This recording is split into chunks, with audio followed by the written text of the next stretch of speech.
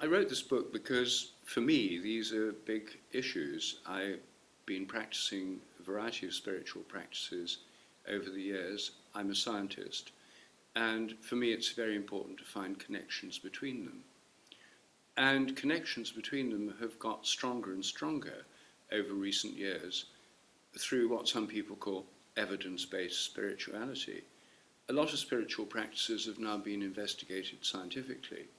And the general result of these investigations is that they're very good for you. Not surprising, really, because people have been doing these things for thousands of years. And if they were harmful, I suppose they would have given them up. The one that's been investigated most, and which is best known, is meditation. There are now thousands of scientific papers in peer-reviewed journals about meditation, some of them showing that it's very good for people's health, lowers blood pressure, people sleep better, that it counteracts depression. You can now get a prescription for meditation on the British National Health Service. It's cheaper and more effective than taking antidepressant drugs, at least in moderate and mild depression. The effects of meditation on the brain have now been investigated in detail. Changes in brain activity in particular parts of the brain, even changes in brain structure through prolonged meditation. So that's the practice that's been studied most. But all the other ones I discuss in this book have also been studied to varying degrees. There are 7 practices in the book. And the points I'm making are that these practices are good for you. They've been explored scientifically. All of these are practices that are part of traditional religions, but they're also things you can do if you're not religious as well. Rupert, I'm interested in how you qualify science. Is there assumption that by the word science we understand the Western analytical model of science, and can other approaches to science also inform this discussion? By science I mean really the scientific method. I think science as a method of inquiry is extremely important. It's completely transformative. It's often confused with science or scientism as a kind of dogmatic belief system. And that I'm very much against. My previous book, The Science Delusion, is about the 10 dogmas of science. And what I do is take the 10 standard dogmas of modern science and look at them scientifically. Do they hold up in the light of scientific evidence? They don't hold up very well. The point of The Science Delusion, which is called Science Set Free in the United States, is that these dogmas are restricting science itself. Science is a method of hypotheses, guessing what might be true, testing it by experiment, building up evidence, critical discussion of evidence. If a hypothesis is wrong, then finding a better one. It's a progressive method of inquiry. Now, there's no reason why these same techniques of science shouldn't be applied to other forms of practice or belief in other cultures. And indeed, in the case of yoga, for example, which is a very important practice in India and has now spread all over the world, people have applied scientific methods to look at this. Can yogis really reduce their metabolic rate? Can they really live without breathing for very long periods? What effects does yoga have on health and physiology? All these can be investigated using scientific methods, and they have been investigated. So there's nothing about science that restricts it to phenomena in Western culture. Rupert, in the book Science and Spiritual Practices, you give strong evidence, scientific evidence, for how certain practices that are common to all religions are beneficial for us. How would that help people taking part in these practices? benefits of some of these practices have been known for millennia, yet what is it about this intersection that science brings that can help people engage with these practices? Well, I think we live in a very secular society where most people grow up without a religious tradition and they grow up without spiritual practices. That's the default position in modern Europe. 100 years ago, 200 years ago, the default position was that people grew up within religious traditions with spiritual practices. So now a lot of people don't have them. And they've grown up subject to kind of very secular ideology that says religion's a waste of time, it's all dogmatic, spirituality is a waste of time, it's make-believe. I think for a lot of people, the scientific evidence for spiritual practices is very important, enables them to take them seriously. I mean, people have taken meditation seriously all over the world for a very long time. But it wasn't really until the 1970s and 80s when research on meditation showed that it was good for you, it had health benefits, that a lot of people started saying, okay, well, let's try it. I mean, they could have tried it without any of these scientific studies, but I think the scientific studies shed light on how it works. It's clearly working through affecting physiology, brain connections, and so on. It's not just something that's just in the mind or a kind of fantasy or false belief. It's something that's really actually affecting you. So I think the science helps in the modern world to make these things more credible. And it also helps to show that they can be done as practices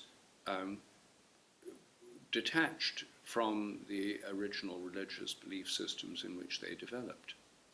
Now, it doesn't necessarily mean to say they're better if they're outside religious frameworks. I personally think that religious frameworks are very important and that religious traditions are important as a framework within which these spiritual practices happen.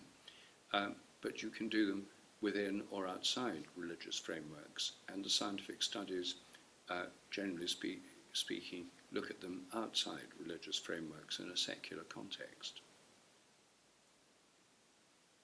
Rupert, the practices in the book, outlined in the book, lead to people experiencing something that's beyond themselves.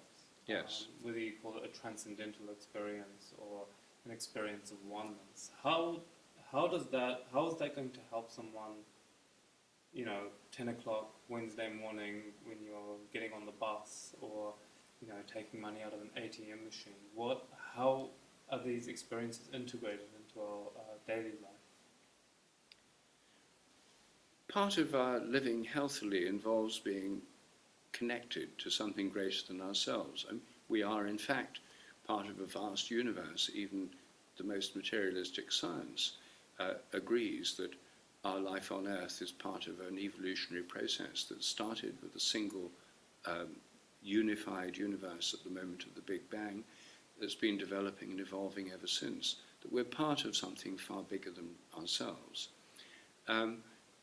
When we recognize that we're not just isolated individuals, that our minds are not simply insulated inside the privacy of our skulls, we're related to other people, we're related to people who've gone before, we're connected with our ancestors, we're connected with the universe, we're connected with more than human nature.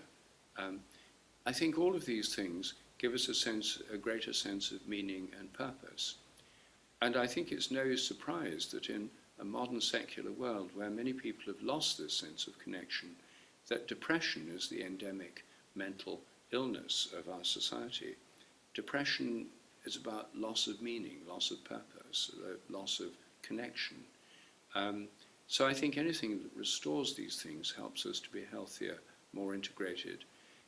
And I think when we get up in the morning and we go to work and when we're doing fairly mundane things, that this sense of connectedness is actually sustaining and helpful.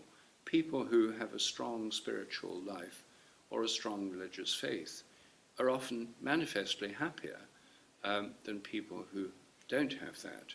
They also live longer and are healthier.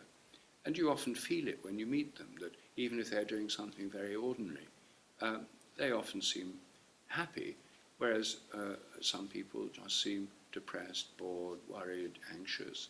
And so these things actually show in people's lives. I think that for many people, having a spiritual experience, a spontaneous mystical experience, or a sense of connectedness, or a kind of vision of a greater connectedness, is often an inspiration for starting out on a spiritual path. But in order to sustain that, regular practice is quite important. And that's why my book's called Science and Spiritual Practices. These are things you do. And for many people, spiritual practices are a daily thing. They're not just something you do occasionally when on holiday. Many people meditate every morning. I do myself. It's part of my daily life. That sense of calmness that comes through meditation is a very good way to start the day.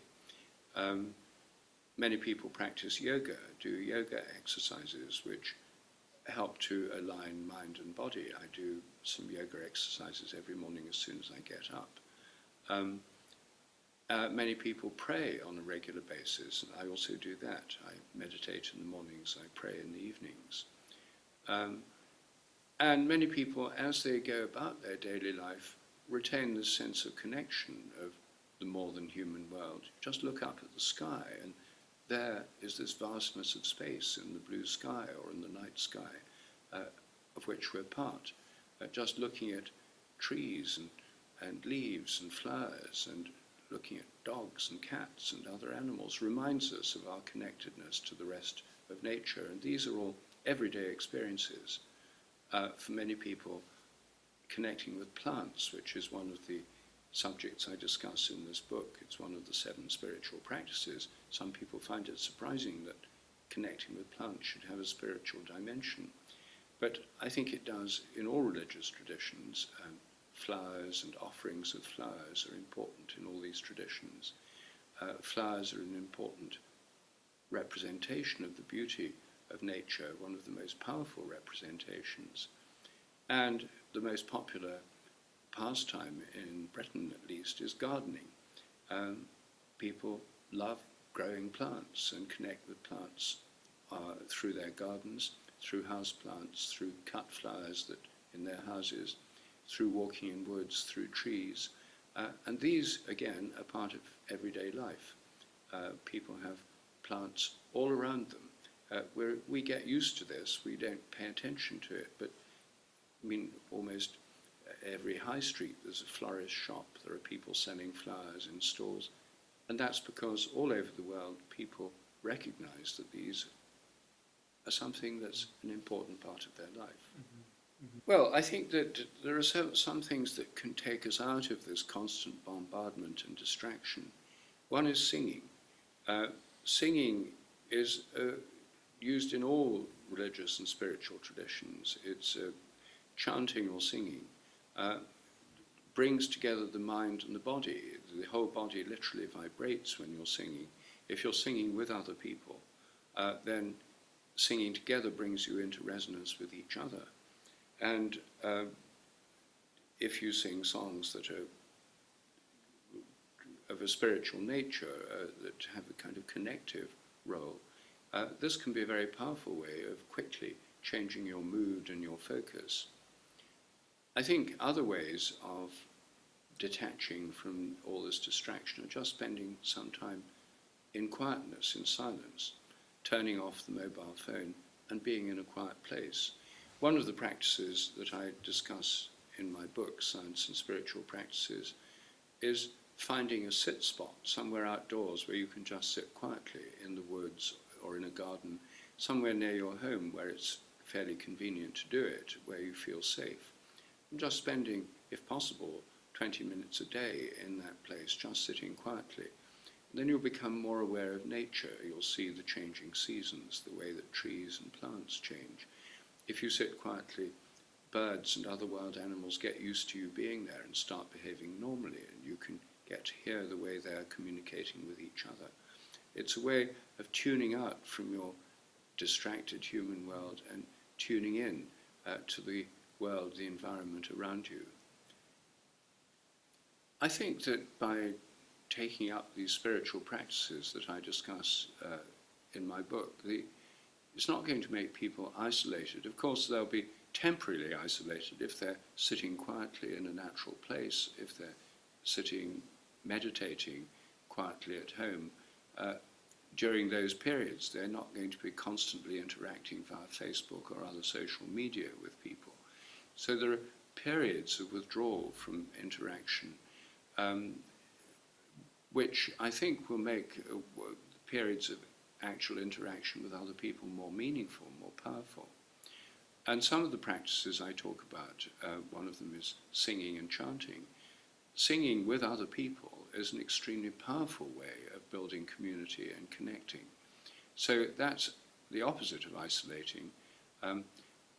It's different from just listening to music. Everybody listens to music, but making it through the most basic form of making music, through singing, is one of the most fundamental, universal ways in humanity of connecting with other people.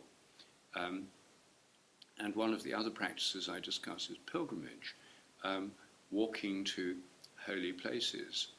And that, again, is something which people often do in groups. They've traditionally done pilgrimages together. You can do it on your own, but doing it with other people is an immensely bonding and connecting experience. Doing something with a common purpose is much better than just hanging out with no particular purpose. So I think that the pursuit of these spiritual practices will not isolate people. I think it will make people feel more connected with themselves, with the universe, with the natural world around them, and with other people.